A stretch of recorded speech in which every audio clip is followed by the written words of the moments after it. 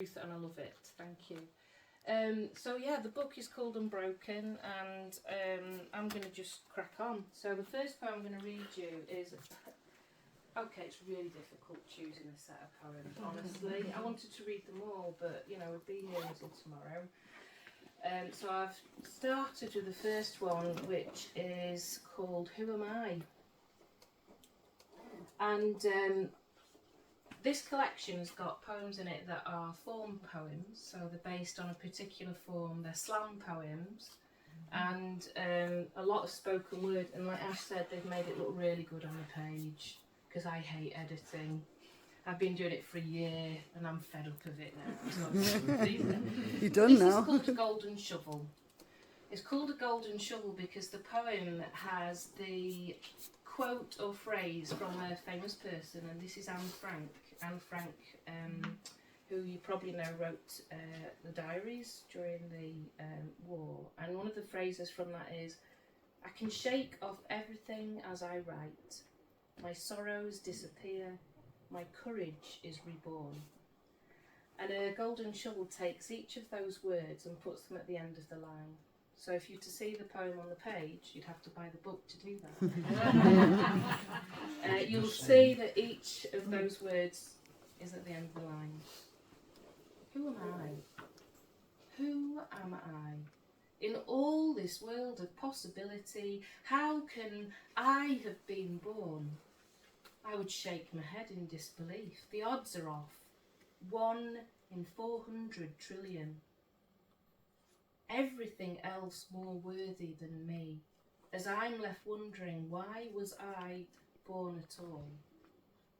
You rejected me, so I write myself into the world through my creativity. I gain agency over my sorrows, my many melancholies disappear, and gradually I look forward to my tomorrows with inspired courage, growing from determination that this is the only way to stake my claim and be reborn.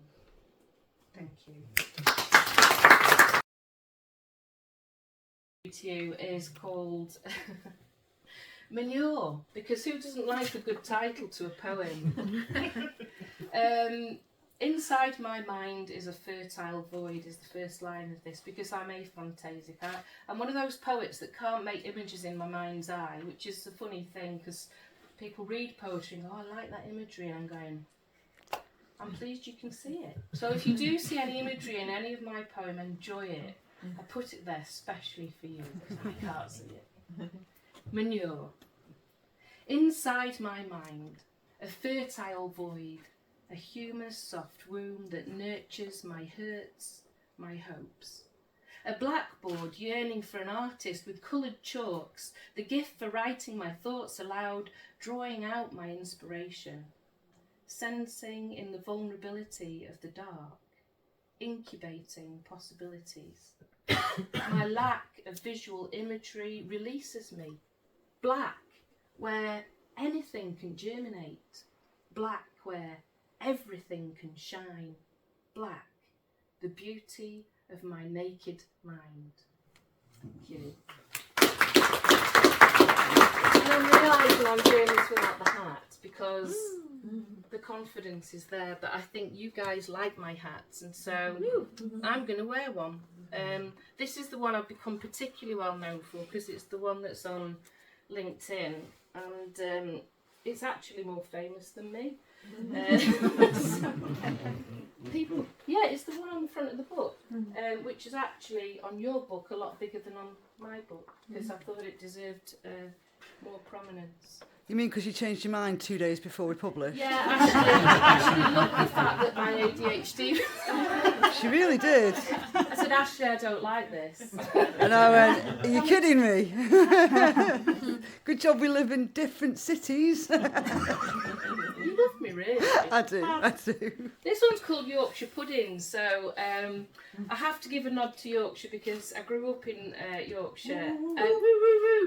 And who doesn't like a Yorkshire pudding? Come on. So this is actually also a nod to my mum's mum, my nana. So this is where we move into a little bit of the family poetry, and I'll tell you who the family are, but I think you'll get the gist of this, called Yorkshire Puddings. For what we're about to receive, may the Lord make us truly thankful. And in the blue corner we have Kate, always late, covered in mud, hands unclean and hair a mess, never wearing her Sunday best, unlike today. I wash my hands, comb out my tangles, sit up nicely, close my eyes, palms together in prayer, whilst Nana says grace as menacingly as the hacker. She did. In the red corner, we have a roast lamb dinner, plated like a giant haystack, waiting for the ding ding of the bell. The ref shouts, that's my Nana, let's wrestle. Round one. I grab my fork and pin the sprouts into submission, smash potato into cabbage, toss the lamb with mint sauce and pinch my nose as everything goes down in one. Round two. Extra points for innovation, smothering the carrots with gravy to disguise their unsavoury flavours and trying to hide the gristle under my knife. I avoid the choking fat for my life. Round three. Penalty points awarded. The meat has been discovered and there will be no pudding unless my plate is empty. On the canvas now, shoulders heaving as I'm being counted out. 6, 7, 8. I grab the jug, take a massive slug of water, liquefy the slimy strands and swallow them whole. This reversal brings a cheer from my sister. Round 4. Tarty gooseberry grapples that crumble, overwhelming my taste buds in a headlock of sweet and sour. I twist my face, twist in my seat, triumphantly ask, please may I leave the table?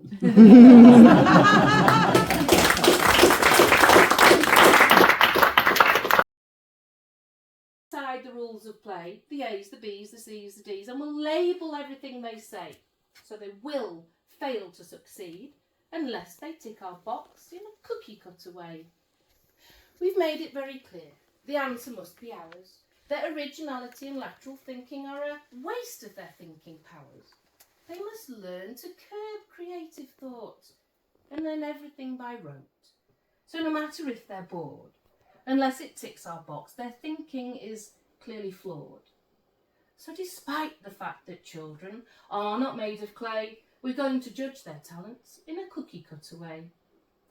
So it really is annoying when they interpret someone's poem with a phrase or form that does not conform, because it means I cannot tick the box that says they understand how to behave in a cookie cutter way. And it's even more frustrating when their talent shines all day, but they won't let me catch it and control it because they are not made of clay.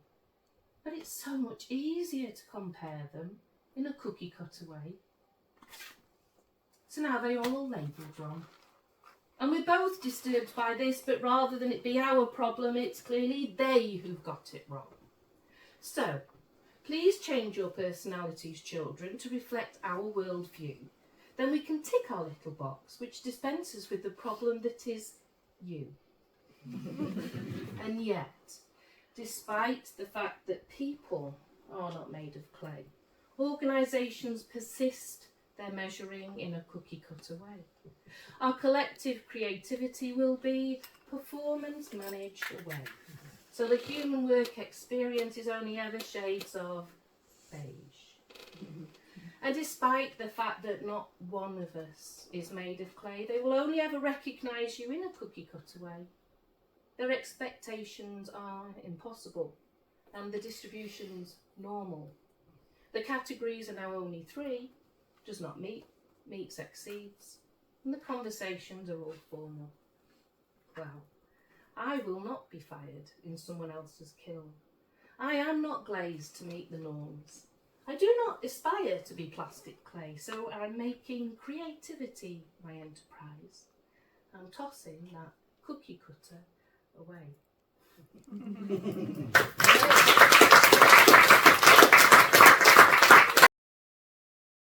Carry on. Professional. This is a slam poetry piece. Yeah, I didn't get anywhere with this, but I think you'll like it because what I've done is I've really enhanced it. So you might notice some chocolate references in this. Feel free to count them. Yeah. In fact, if you buy the book, did I do all right there? If you buy the book and you count them and you get the right number, there will be a prize. Chocolate. Chocolate, yeah. It's also why you get a free curly whirly. The surprise is the craving for the chocolate. See, I'm trying to link the two, so I'm trying to do poetry and chocolate. It's called And Then There Were Four. As well as fight, flight, freeze, there's fawn. I am the poetic definition of fawning, a people pleaser, not dissimilar to a... Maltese. Thank you! I've got the first one. I am a minstrel without the music. Heroic poetry set to rhythm, lyrical ideas ripple out of me. Velvety smooth, calmly cool, I've a bounty of love for the weary drifters, travellers, amongst us. The well-loved, much misunderstood Malteser, the cheeky teaser, topic idea conceiver, moment seizer, the nation's favourite chocolate sweet, one chomp, one suck, and all the shape is lost. Sugar highs crash into honeycomb crumbs, all my boundaries collapsed and crossed. Yes, crossed. I'm crossing the line thinking I've finished a winner, but every time I'm fudging the line of your trust.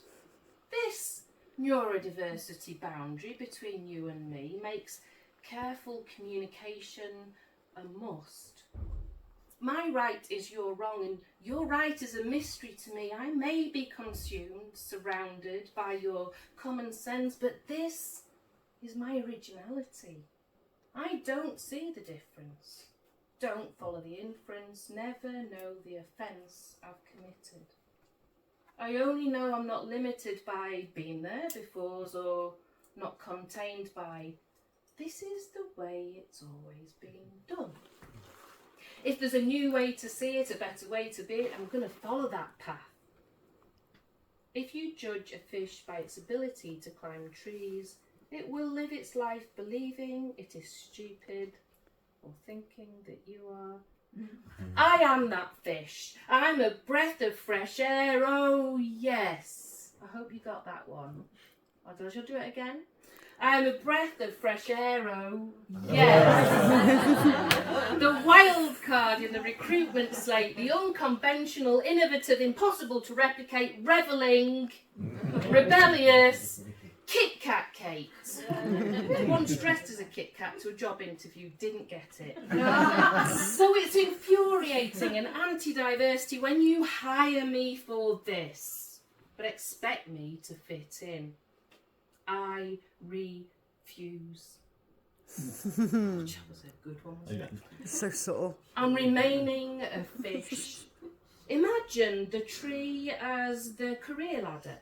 Steps, broken, breaking, gaps where slats should be. That's how it's been for me. A curly, whirly career can be forced on you. You get pushed off, time out, time after time. Still you try to climb back to where you were before.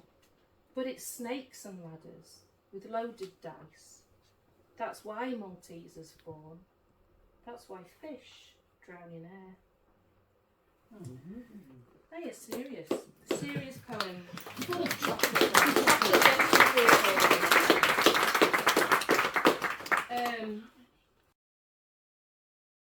No, it's one of my poems. Anyway, riddle me this. It's the last poem in my book.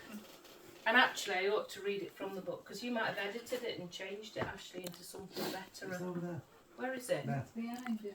Really bad. On the desk. Yeah, but that's all right. Go on. That one. I'll leave that one. Yeah. I've got one with little markers in it. All right. Doesn't matter. Riddle me this. Ode to Dr. Zeus. I'm the Kate in the hat. It's just a good line, that, isn't it? Yeah, I like that. I love a good moral, riddled and rhymed across short, hard-hitting, alliterative lines. I was mischievous, naughty, an imposter, an imp, my attitude cheeky like the quail's scripts and skrink. The morals you taught me helped me do what was right until I reached puberty. And then I rebelled. Your stories and values could all go to hell, or the local jumble sale. I've made it this far, I'd make it alone. But then I got married and had kids of my own. I turned back to the stories I heard you tell. I wanted my children to love you as well. And I remembered who I most related to. We both had trouble getting into Solace Saloon. But I was the trouble in many different forms, and you showed me the way to challenge these norms. Now I'm older and wiser. I've made my own path. I look back at my troubles and I just have to laugh. I made them myself by being the antagonist. So now I'm claiming my place as plucky protagonist, and it's here where I'm happiest. A hat-wearing, verse-sharing, heroic maverick in a variety-fueled life. Now that is poetic. Woo!